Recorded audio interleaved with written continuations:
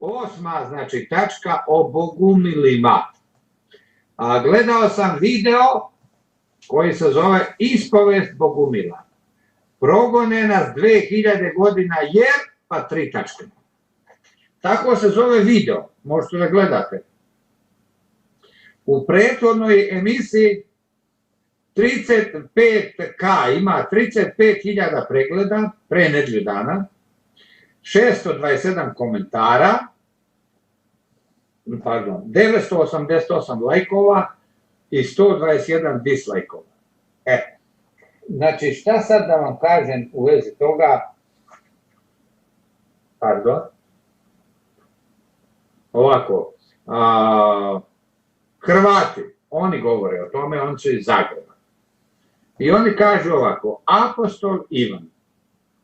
Oni kažu da oni slede apostola Ivana, to jest Jovana, a ne apostola Petra i Pavla. Oni smatraju da je Petar i Pavle da su napravili greške i da nisu pravi apostoli, a pravi apostol najvažniji, najbolji je Ivan. To je tačno. Tačno je to. Jovan je ljubav, a ljubav je broj 1. Oni govore, oni poštuju Efes, a ne poštuju Rim niti Jerusalim. Znači, prava crkva je bila posle Hristovog uznesenja u Efesu. To je u današnjoj Turskoj, to je bila hrišćanska zemlja u to doba, ali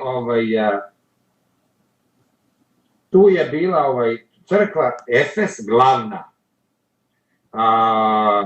Zajednicu je vodila majka Hristova, 16 godina. Oni ne znaju da majka Hristova nije više majka Hristova, pokazuju neznanje u vezi toga.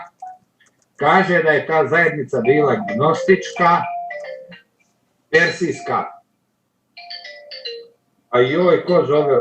Da vidimo. Alo? Alo, Dragane. Ćao, Gordana. Pa evo, vidim da si me tražila. Izvini, sad sam ja na programu. To je bilo greškom, a sad sam ja uživo na programu. Dobro, izvini. Znači, poslala sam ti onu poruku sutra u 9, po našem vremenu ima ta liturgija za zdravlje, što će oni tamo da je vrše, pa eto može ko ima neku želju da se moli i znači kod vas su 3 sata. Dobro, to ću ja kasnije pregledati. Poslala sam ja i Radi, ima tamo snimak emisije i poslala sam i Radi, tako da je Rado. Da, vidio sam, ali nisam uspeo da pregledam još, bio sam zauzet pre jutro. Ok, čao. Ćao. Ćao. Moja sestra Gordana nešto mi je poslala u vezi manastira Tumane, gde se dešavaju razna čuda, navodno. I tako htjela bi nešto da sutra ima nešto ona reče u 9 sati. Molitva. A ona se prebacila u 3 sata. Prebacila se kontra. Po vašem nije tu 3 sata, nego u 3 sata posle pola noći, a ne 3 sata posle. Pa dobro, možda je mislila. Anyway, ništa, znači to su neki prekidi. Čudi me da ne zna da imam uživo sada. Znači, moja sestra ne gleda moj program uživo. Eto, vidite, sestra rođena pa ne gleda program uživo. Ajde, kako je to moguće? Gledaju me drugi koji mi nisu ni brat ni sestra, a ona me ne gleda. Aj sad to objasni. Ali ona je udata za čoveka koji je materijalno odličan, ali ne veruje u Boga. Ne, i sad valjda je ona veruje u Boga, kaže, ali vuče to, valjda. Muž vuče na svoju stranu. Ajmo dalje. Znači ovako, o bogumilima, on kaže da je to gnostička, persijska tradicija. Ne jevrejska ili hrišćanska. Oni ne odvajaju Hrista od majke njegove. stalno pisala svoje poslanice širom Mediterane. Pavle pokrao od nje mudre izreke. To sve veruju bogumili. Pitali rimskog biskupa zašto oni poštuju uspenje majke ili Bogorodice ili Gospe ili kako da je nazovemo već, kako je katolici zovu, zašto oni poštuju uspenje i u Efesu i u Jerusalimu, kako je mogla da sve uspe i u jednom i u drugom gradu, jednom je uspenje bila, ne dva puta. A ona je taj biskup joj rekao, biskup, znate što znači biskup? To je kao vladika, rimski vladika. Nešto sam vidio ovdje, neki znak, dobro. Znači ovako. A vladika im rekao ovo, pustite ljude da veruje u mitove. Da veruju u mitove. Rekao im rimski biskup, znači nema veze da li je bilo u Spece, u Efesu ili u Jerusalimu i da li je bilo ili da li nije bilo uopšte, ko te pita? On je njima rekao, kad su sa njim razgovarali, pustite ljude da veruju u mitove. Znači, on ništa ne veruje sam.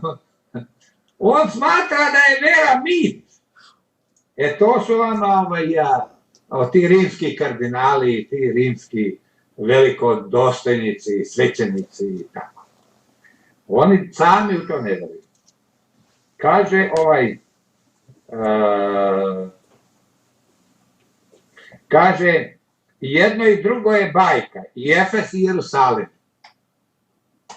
Kaže isto, bogumili kažu da im treba ženski princip. Emanacija Boga majke. Ne postaju, to je blesavo reći. Ženski princip je crkva Hristova, a ne Bogomajka. Tako da oni to znači ne razumiju.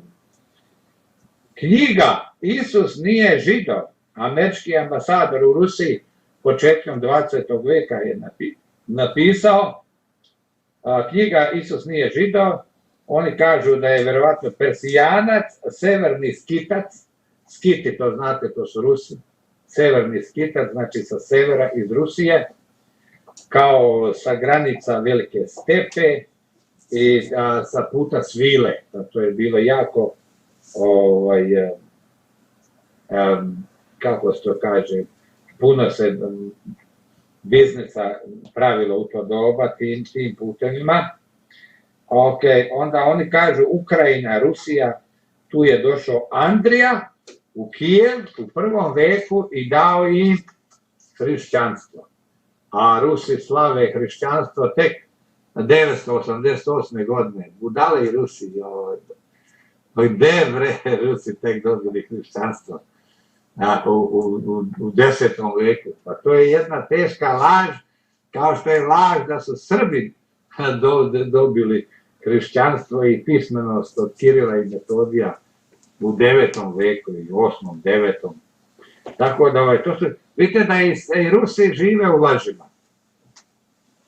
A kažu bogumili da postoji prostor koji čovjek može da prihvati samo na veru, kaže onaj brat. A njih ima dvoje, i zaboravio sam da im kažem imena. To sam ja u ranijem pričao o njima, čekaj da vidim da li mogu da im nađem o bogumilima, kako se zovu. Ljude moji, čekaj, sad.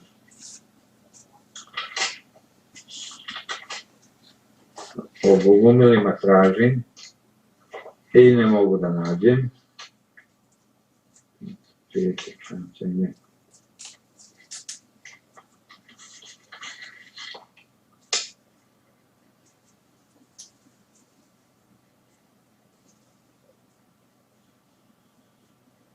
Ajoj. O Bogumilima ranije sam napisao. Znači, to su brat i sestra. Brat se zove Borislav, a sestra se zove Blanceflor. I sad oni njih dvoje pričaju o Bogumilima. I sada ovaj brat kaže ovdje, šta sam tu čitao, kaže, čekaj bre, taj brat kaže, znači postoji prostor u veri koji ne možeš prihvatiti samo na veru, što nije tako loše, kaže on. Ne treba tražiti objektivnost. A ja kažem, ne slažem se. Treba tražiti objektivnost, drugim rečima istinu. On tu odobrava da čovjek treba da veruje i nešto što ne zna. Znači nešto što ne razume. To sam vam rekao u prošloj emisiji, da se anđeli zgražavaju kad tako nešto čuju. Da čovjek treba da veruje ono što ne razume. To nije tačno. On persira sestri, baš im je to bez veze. Brat i sestra sede jedno pored drugog i pričaju sad jedno sad drugo i on persira sestri. Šta, kada bre, to je bez teški formalitet. Kažu oni Ivanova grana hrišćanstva, a ne Petra i Pavla. Sukob počeo u 2. i 3. veku, druga verzija hrišćanstva, inkvizicija počela odmah i do danas traje od Rima u vezi Bogumila. Andrija, Ivan, Jakov, to su njihovi evanđelisti. Efrozinija, žena Ukrajine, njihov ded, profesor Moskovskog univerziteta, krenuo u potragu za živom verom, hodočasnički put tragača, kad mu je bilo 30 godina, i napisao je taj njihov deda 200 knjiga. Iza njih se nalazi na policama 200 knjiga koje je njihov deda napisao. Oni kažu da je on imao dar da čuje nebo, čuti Boga, 200 tomova napisao. Oni kažu da je bogomilstvo kapija. Rimski inkvizitor napisao knjigu o njima, to nije validno, pa da, oni koji su ih proganjali, oni pisali knjige o njima i njihovu istoriju, tačno to ne može da bude validno. Znači, kažu iz nebeske knjižnice se spušta znanje, oni kažu gnostik do zadnjeg daha, uvek uči do kraja života, njihovo učenje je samo mostić prema istini, puteljak, ima tih puteljaka na milijarde, kaže on, kaže da su žedni dijaloga i razmene, suživota i u lepoti različitosti uživaju. Oni ne bi volili da svi ljudi budu bogumili, oni više vole da se razlikujemo i tako sam razumio, pa da imamo o čemu da diskutujemo. Dobro, to vam ja nešto objašnjavam sve, ali ne dajem neke svoje komentare, jer dosta ovoga što pričaju, to je sve ok na neki način. I oni kažu imaju 5 teza. Prva teza je da je Bog dobar. Stari zavet, ratovi, krvne žrtve, Bog dopušta, blagosilja i zapoveda, čak oni kažu. Imaju problem sa starim zavetom i Jahvom. Znači, tu su otišli u stranu daleko. Znači, bukvalisti, oni ne razumeju kad Gospod kažnjava, da ne kažnjava Gospod, nego sami ljudi kažnjavaju sebe svojim zlom koje rade. Čovjek sam sebe kažnjava, kad zlo radiš, zlo dočekaš. To ti je isto ko kad bi se moje dete borilo protiv mene i mrzilo me što sam ga ja istukao kad je nešto uradilo što ne valja. Recimo ukroje nešto u radnji, ja sad udarim ga po guzici, dam mu nekoliko pecki i on me mrzi. Pa ja ga udaram, ja ga bijem zato što ga volim, a on je sam zaslužio te batine od mene. Nisam ja razlog njegovih batina. On je razlog batina. To dete je zaslužilo te batine. I ja čujem kad ljudi odrastu, uglavnom čujem da ljudi kažu, aj što me nije otac više tukao, a ne manje. Skoro nikad ne čujem da je neko se žali da je trebao da ga otac otuče manje. Možda ima takvih slučajeva 1 u 100, ali u većini slučajeva ljudi se žale, da me je otac tukao više, bolje bi mi danas bilo. Znači, tučenje i kažnjavanje, to je iz ljubavi, što želiš da to dete popraviš, ispraviš. Tako isto i Jehovine kazne koje je on dopuštao, a oni kažu čak i blagosiljao i zapovedao, to su sve bile zaslužene kazne i to je bilo iz njegove ljubavi, znači prema tom narodu da ih spasi, da ne propadnu svi. Tako da ne može se zamerati Jehovi ni na čemu. Jehova je uvek u pravu. Sve što je ikad uradio, bio je u pravu. Nikad nije napravio ni jednu grešku.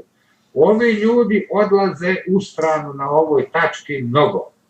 Znači, oni imaju problem sa starim zavetom, a bez starog zaveta nema novog zaveta.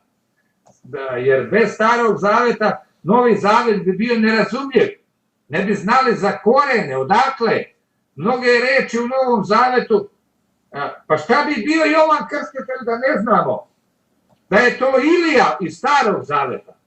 Kako bi mi znali ko je Jovan Krstitelj? Znači, stari zavet bi bio totalno nerazumljiv, to jest obrnuto. Novi zavet bi bio totalno nerazumljiv bez starog zaveta. I kao što sam rekao malo pre, i stari i novi su deo jedne knjige koja se zove Reč Božja. Tako da tu pokazuju nerazumevanje, neznalice.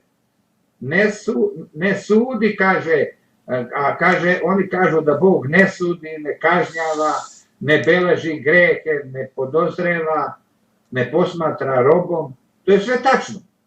Boga ništa to ne radi, to su dobro rekli, ali to ne sme da se razume ni čovjek sam sebe sudi, sam sebe kažnjava, njegova dela ga kažnjavaju. On sam podozreva samoga sebe i on se smatra i posmatra robom, sam on sebe. Tako da problem je sa ljudima, ne sa Bogom. Oni kažu Bog je lice. Nemanja ih pita, hoće Nemanja da mu kažu da je Bog univerzum. Nemanja je agnostik, on priča, znate da sam objasnio da Nemanja priča glupost za glupošću, ali on hoće da ih navede da oni kažu da je Bog univerzum, da je Bog sve, a oni mu se lepo odupreše, oni rekoše, no, Bog je lica, drugim rečima ličnost, ne samo neka sila. Tako, to su dobro rekli. Druga teza, čovjek je bezgrešno biće sa virusom, kao što je recimo virus COVID-19. To je bez veze, to su rekli bez veze. Čovjek nije bezgrešno biće. Čovjek je sav u grehu. Naši praroditelji su pali u greh i mi nosimo sad taj greh iz njihovih gena, iz njihovog pada. I mi nosimo taj pad i taj greh u sebi. Reći da je čovjek bezgrešno biće je teška budalaština. A joj, pa nema greha koji mi ljudi nismo napravili. I reći da smo mi bezgrešni, pa to je isto ko meni reći da je 2 i 2 18. To mi ista logika. Ajde ovako. Kaže, postići stup, oni greh upoređuju sa virusom. Ma kakav virus? Pa greh je mnogo opasniji od virusa. Joj, virus mogu nekako i da eliminišem. A greh treba velika borba, velika iskušenja, velike pobjede i tokom celog života da se čovjek oslobodi greha svoga. A ne da je to neki virus i kao neka bolest, pa kao samo treba da se izlečimo. Ma nemoj. Kaže, postići stupanj malog Hrista.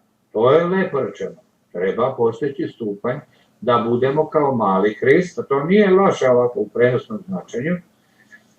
Govori o Avgustinu koji je rekao da čovjek ne može da ne greši, a pominju Pelagiju svoga koji je rekao da je čovjek bezgrešan.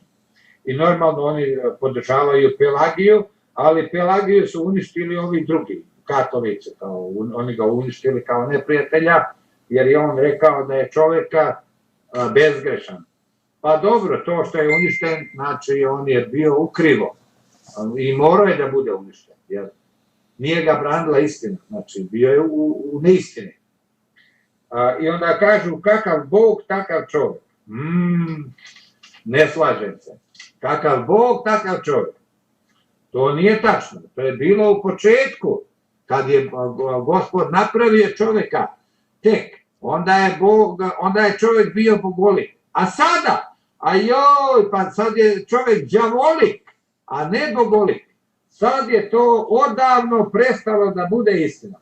Kakav Bog, takav čovjek. Znači, oni su u teškoj zabludi, ili, kako se to kaže, iluzija, ili ima još jedna reč, bolja od toga. Kad čovjek ima zabluda, ali ima još jedna reč. Da, evo ne mogu ni ja da se setim. A ima, ne mogu da se setim. Iluzija, i nije iluzija, nego ima još jedna, pored iluzije. Ne može. Dobro, nije važno kad nam ne pada na pamet. Kaže, među bogumilima nema elitizma, nema hijerarhije, gleda se količina duha, sve je fleksibilno, to su dobre stvari, to je sve pozitivno.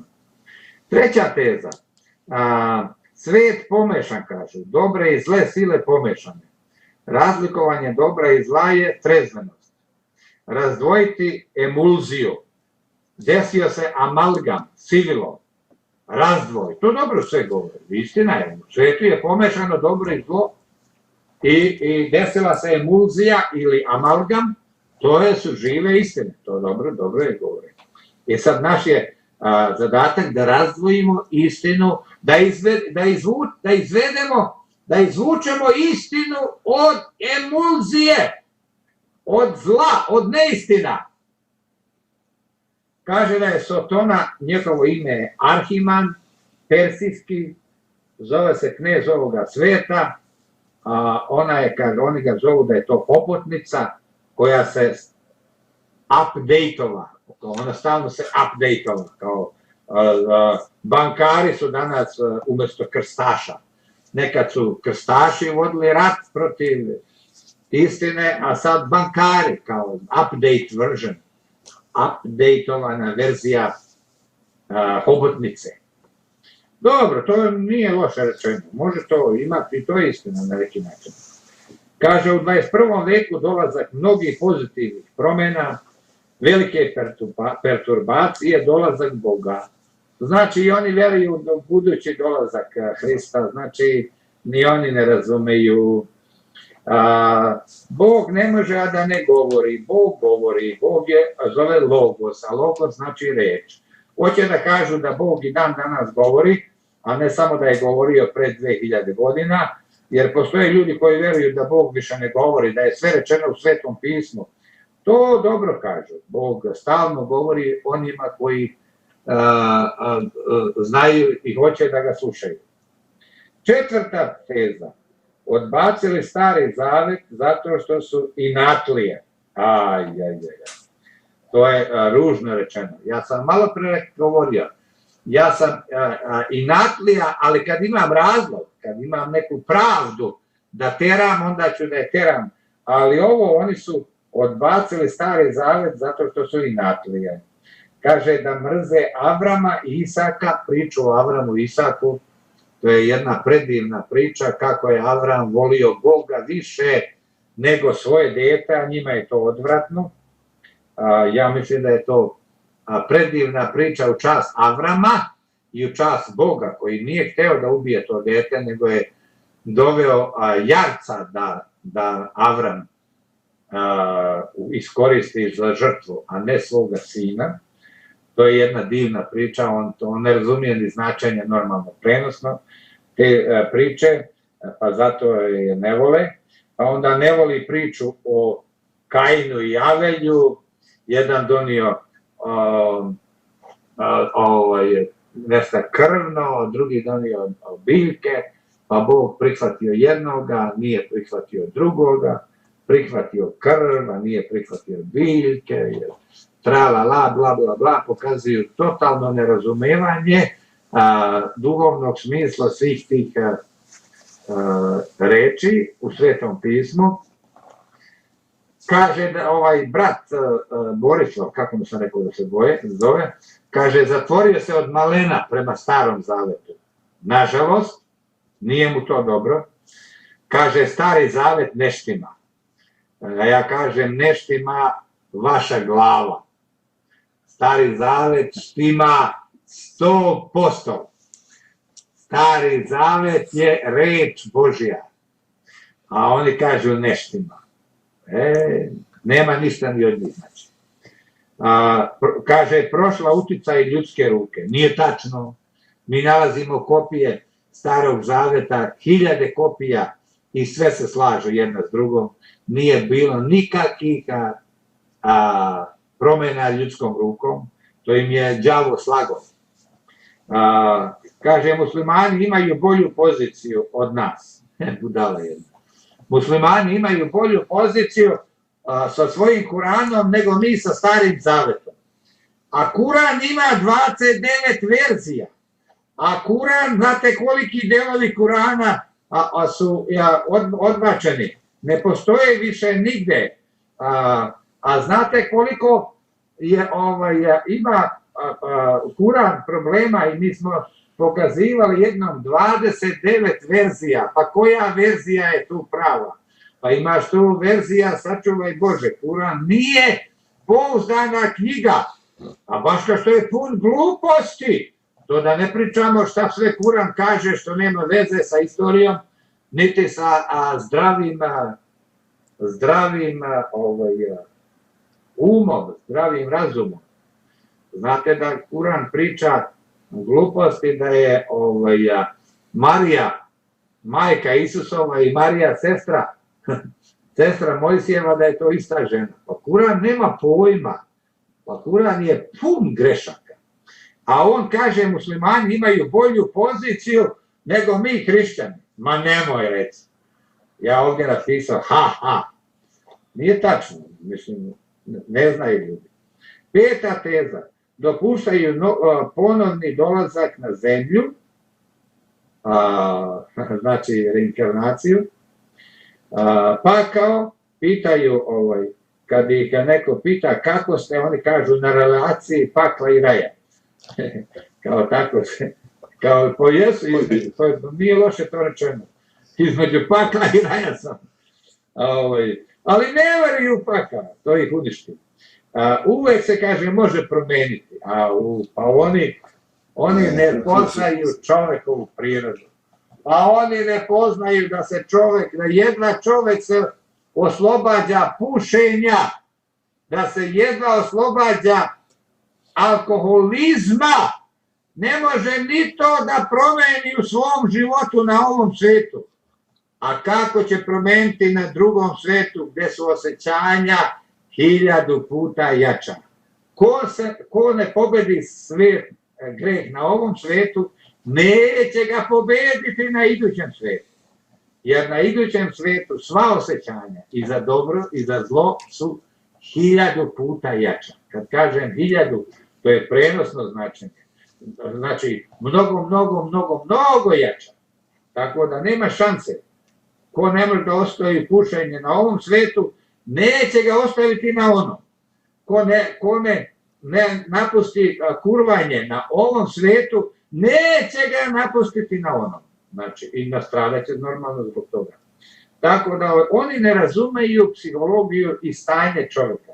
Oni ne vide koliko je čovjek pao. oni su slepi. Kaže, dobro, providnost i predodređenost, kao providnost je od Boga, predodređenost od đavola, providnost znači promisao, proviđenje. I ajde još da završim, ima ovdje još 4K, ajde i o tome nešto da kažem. Kajanje, kaže, imaju kajanje, kupanje, klanjanje i kolo. Imaju 4K, to su 4 njihove duhovne radnje. Kajanje, oni kažu da je to terapijsko brisanje zla, oni ne znaju da se zlo nikad ne može izbrisati, da se nikad ništa ne može izbrisati, može se samo odvojiti na periferiju moga života, a nikad se ništa ne briše, jer sve je večno. Znači, nemaju znanje stvarnosti. Kupanje, kaže, u hladnoj vodi na izvoru, ili potonu dole, ili ako ne mogu, onda nekoliko kanti na sebe sruče, svakodnevna praksa, nekoliko puta dnevno, kao to je duhovno-fizička praksa koju oni vrše, to je bez veze, to je u stvari postao jedan ritual, kao fanatici. Svaki dan se krštavaju 3 puta, nekoliko puta, kaže. Znači, to je bez veze. Gospod Isus Hristos je kršten samo jednom i mi se također krštavamo samo jednom. Da nema potrebe da se krštava čovjek svaki dan 3 puta. Znači, otišli su u stranu i u tome. Kao ono jučerašnje što je bilo tuđe, danas će biti tvoje, pošto se nisi okupao. Ako se ne okupaš, bez veze. Klanjanje, kaže, to je pravoslavno metanisanje, čisti grehove, otvara drugu dimenziju, a posle 1000 klanjanja ulaziš u drugu dimenziju. To je bez veze. Klanjanje nečisti grehove. Držanje 10 zapovesti. Čisti grehove, a ne klanjanje ni metanisanje. I kao ti treba da se 1000 puta pokloniš, pa onda kao da otvori se dimenzija i tako. Nije to tačno. Kaže, Adam se povukao u pećinu 100 godina, svaki dan vršio 10.000 klanjanja i tako povratio svoju prirodu koju je kao bio izgubio kroz greh koji je napravio. To je takva, tu nema dokaz nikakav za ovo. Prvo ne znaju da Adam nije bio čovjek, nego crkva. Biblija ne govori o Adamu kao prvom čovjeku, nego o grupi ljudi koji su se zvali Adam i Eva. Prvi ljudi na zemlji. Tako da oni to ne znaju. A ne vjerujem da se klanjao 10.000 puta svaki dan, 100 godina i time skinuo sa sebe greh. Ma jak bre, Gospod ne traži da se klanjaš, nego da slušaš njegove zapovesti. I četvrto njihovo je kolo. To su stećci, kaže, na stećcima imaju te znakovi kola. To je nebeska radost, bez rakije, bez muzike. Oni ne koriste, oni kao da bi razvili tu radost, ne koriste rakiju i ne koriste muziku, kao što recimo pravoslavci rade. Kaže, orbitalni simbol umjesto vertikalnog. Hoće da kažu da svi su jednaci u tom kolu. Nema onaj koji neko iznad, neko ispod, nego svi su u kolu jednaci. To isto ne funkcioniše. Nisu ljudi jednaci i ne treba nikada da budu jednaci. Kaže, spuštanje blaženstva, emocija, a govore i o tome, to je kao spuštanje blaženstva, to je, oni kažu da je emocija kao gorenje slame, ne ostane ništa i brzo izgori. A duševno blaženstvo, to je kao gorenje hrasta, dugo i ostane žar. To je istina, to je dobro upoređenje. Blaženstvo je mnogo jače od emocije. Znaš šta znači meni kad neko kaže you are lucky, kao srećan si. Ja kažem ne, ja nisam lucky, ja sam blagosloven. Jer blagoslov ostaje za sva vremena, a ona je lak, ona sreća. Sad ima je, sad je nema. Ne treba meni sreća. meni treba blagoslov. Tako isto i oni što kažu ovo, spuštanje blaženstva, to mi treba. Ne treba mi samo emocija. Treba mi blaženstvo. Tu su u pravu. To su lepo objasnili. Govore o isihazam, to je suzrcanje. Bogumili su, kaže, oni su bogumili po želji, po nameri. To je jedan visoki ideal za njih. Dobro, to lepo kažu. Duhovnost jeste veliki ideal. Kaže, bogumil svedoči svojim životom, ne rečima samo, normalno, to je daleko su rekli to. Na kanalu, imaju kanal na YouTube koji se zove bogumili.com, .com, ja sad to na engleskom, bogumili.com, znači ko hoće da nešto više nauči o bogumilima, može da nađe tamo. Agape, to je ljubav nebeska, čista, spušta se.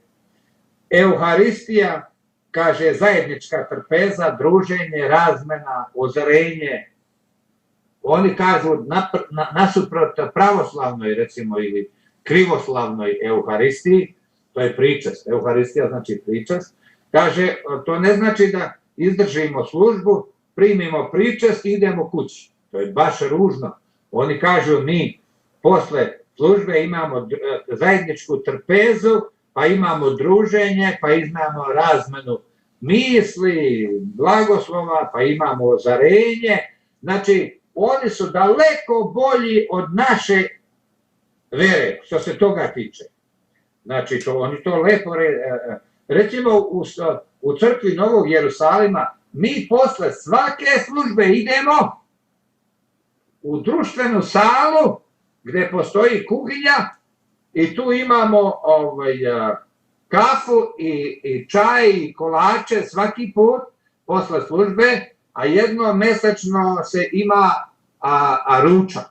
Ručak je 5 kanadskih dolara, to je oko 3,5 evra, ali jedeš svega i svačega i to naši ljudi naprave, naše žene naprave tu hranu, a ne nešto kupovno, nego baš onako domaća hrana. To je, recimo, vidiš, već Jerusalim je isto, Novi Jerusalim, to je bolje, to mi recimo nemamo u pravoslavnoj crkvi, to ne postoji. Primiš pričest i ideš kući. Pa gde to ide? Pa gde je druženje posle? A ono crkva gde ja idem u crkvu, oni imaju isto posle, a svake službe imaju kafu i čaj i kolače i razgovor. Oni su isto dobri. Crkva gde ja idem kad sam u Beogradu, oni su bolji od drugih crkvi. A opet daleko od istine, ali su bolji od svih drugih. Ovako, oni kažu ovako, nije u redu da ti kao pričasnik ne znaš ko je brat ispred tebe i ko je iza tebe. Odlično su to rekli. Ti ne poznaješ te ljude, a stojiš u liniji za pričast. To je sramota. Treba ljude poznavati, treba znati nešto iz njihovog života, treba biti uključen u njihov život na neki način, ako im treba neka pomoć, ako treba nešto, znači, mi smo braća, mi treba da budemo u stanju da poginemo jedan za drugog ako treba, mi smo braća u Bogu, to je veći brat nego po ljudskom, ali oni se izigravaju time da pričasnik ne zna ko je brat ispred i ko je iza. To je dobra kritika. Kaže, Apokalipsa je završetak staroga i početak novoga, pa dobro, i to je na neki način tačno. Tačno je i to, samo sve mnogo, ima tu mnogo i više objašnjenja nego samo to. To je previše uproštavanje. Izjednačavaju katolike, pravoslavce, islamce i gnostike ako misle da je Bog dobar. Naiva čista. Oni misle, a oni kažu, kogo veruje da je Bog dobar, taj ide u nebesa, budale. Budale. Znači, za njih nema razlike. I pravoslavci, i katolici, i islamci, i gnostici. To je sve za njih isto. Samo ako veruješ da je Bog dobar, ti si ok. Ljudi moji, je moguće da tako su blesani. 10 zapovesti ni pomenute i jedno. ne pominju 10 zapovesti, mada su rekli jednom nešto slično kad su rekli da svedoče svojim životom, a ne rečima. Pomenuli su da ne kradu, da ne lažu i tako, ali nije to isto, nije isto, treba svih 10 da se zna, da moraju svih 10 da se drže, a ne samo 2, 3.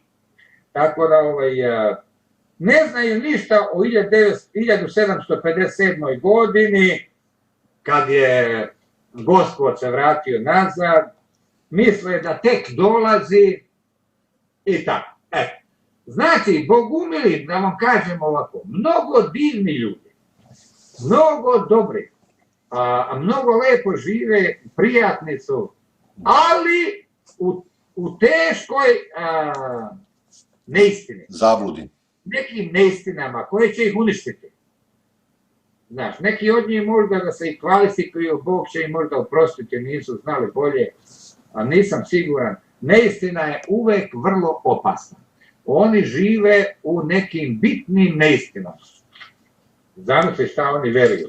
Da čovjek može da iz pakla izađe kad god hoće. Budala. I da Stari Zavet nije reč Božja. Budala. Tako da neke, to su teške, i onda izjednačavaju islam i pravoslavlje. Pa to ne može, pa to je bitka bila, pa čoveče, islamci su nas upropastili, pa uništili nas, uništili veru naših ljudi koji su prešli u taj islam i pobili nas fizički. I on kaže da je to isto. Pa islamci veruju da je Bog dobar. Oni kažu milostiv, sve milostiv, milosrdan, kako ga već zovu. Ali i oni veruju da je Bog dobar, a i mi pravoslavci verujemo da je Bog dobar. Ali između nas je ogroman jaz, a to bogumili ne vide slepci. Tako da nema sreće ni od bogumila. Znači nemate ništa, samo se vi držite se vi Emanuela Swedenborga, Dragana Balotića i Stevana Grbića. Tu dobijate čistu istinu. Svi drugi, iako su ponekad jako divni, padaju. Padaju na nekim tačkama mnogo.